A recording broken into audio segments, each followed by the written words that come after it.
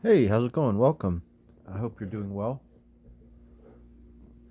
Tonight we're going to look at some old magazines, or in particular, this video we're going to look at one magazine, and it's not actually a magazine. This is what they would call a pulp. A pulp is what it is. A pulp novel, or really, it was just called a pulp. They were called pulps. This is kind of a beat up one. I don't think this is here. I guess just to catch any flakes of paper that come off. So I buy pulps from time to time. And these are very old magazines or books, kind of thick. They're made out of this pulp paper, like newsprint. Even like, it even feels like it's going to fall apart. It's like an old newspaper. This is Fantastic Adventures. It's September. It was 25 cents. September 1940 something. Let's see. There's no back cover. Oh, okay. This explains the whole thing. So there being no back cover explains, part of the reason why I have this. It would mean that this was probably very expensive. Also, another reason why I have this is this incredible cover. Look at this. Look at this cover. Look at that. It says Minions of the Tiger. It's got this beautiful woman. She has tigers in her eyes. And they're the same tigers that happen to be on these devilish, evil looking hands. It looks like the story is called Minions of the Tiger.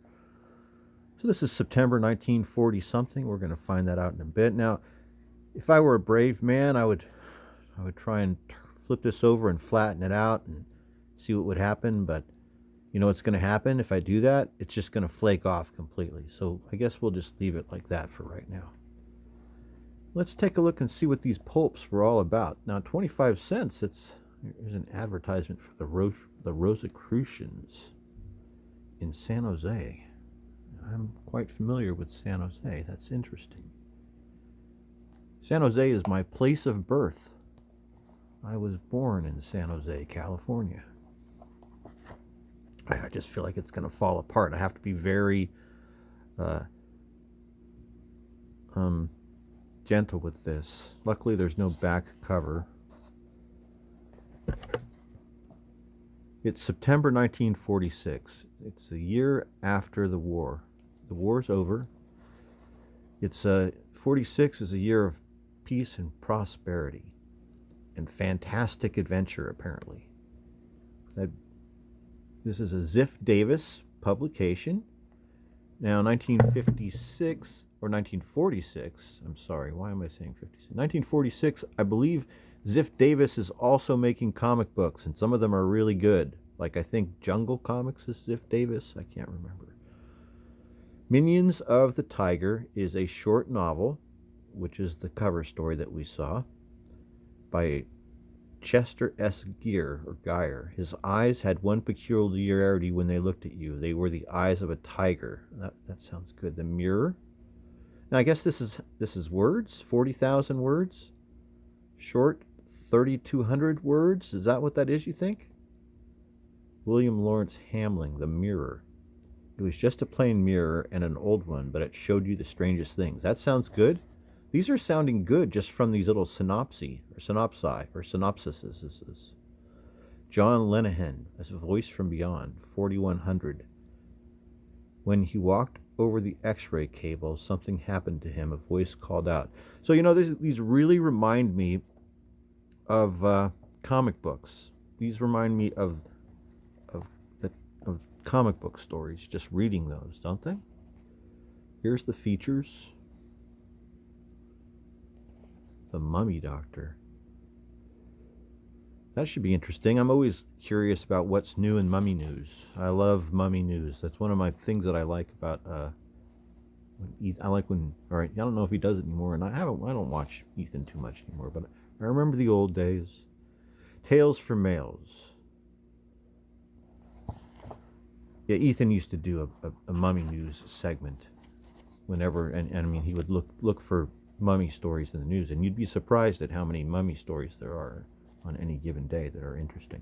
Minions of the Tiger. Here's our cover story with this really dynamic illustration. It looks great. Did we see who it said at there who did this illustration? But it's something Sharp.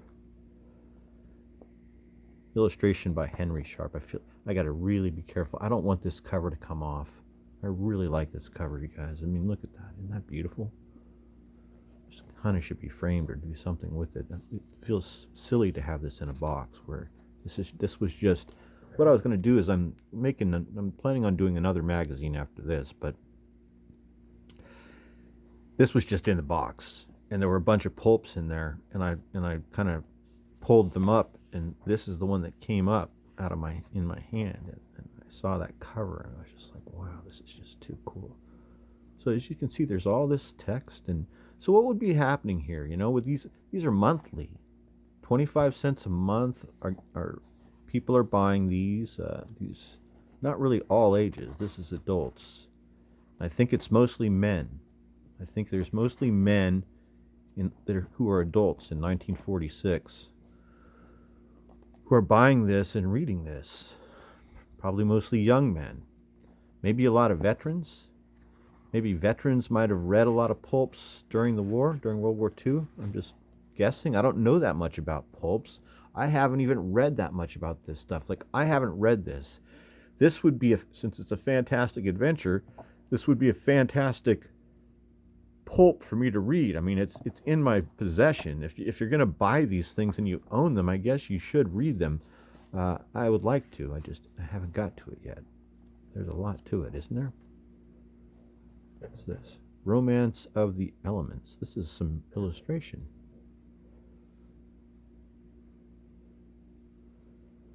It kind of reminds me of Ripley's. What is this about? Tellurium. It's about tellurium. It's element lore. Here's the mirror.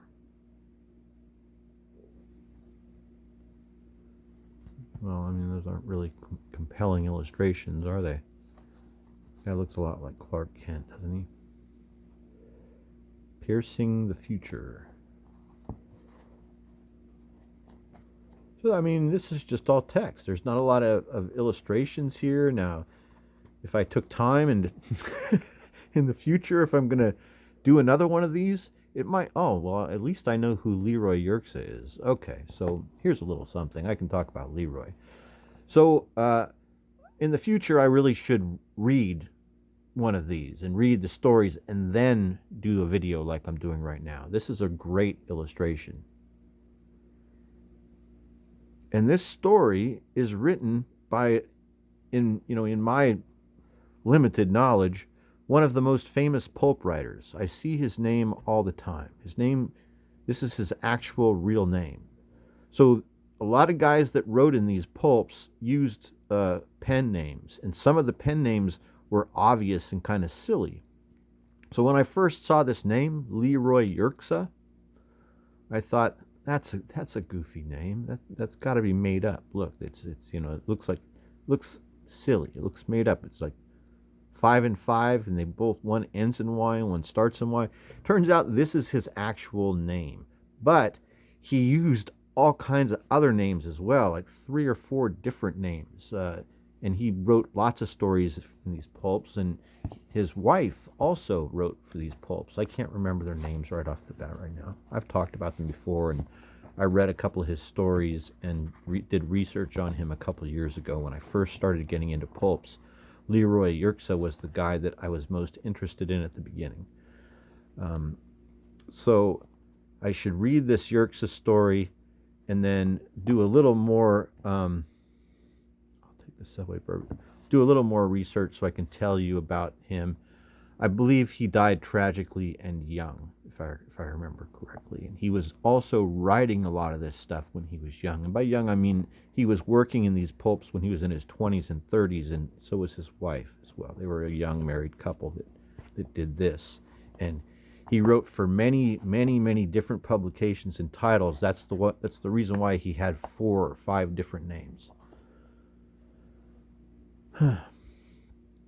I'm not an expert on this at all. I don't know that much about it. I've only read like 1 or 2 of these, or I've read one all the way through, and I've read portions of another one. I haven't read this one at all. I didn't know that Yerx's story was in here, so now I'm interested not only in this Minions of the Tiger, but also the Leroy story. And yeah, I mean, this is something you're interested in. It's kind of fascinating. The stories are good. He's a good writer.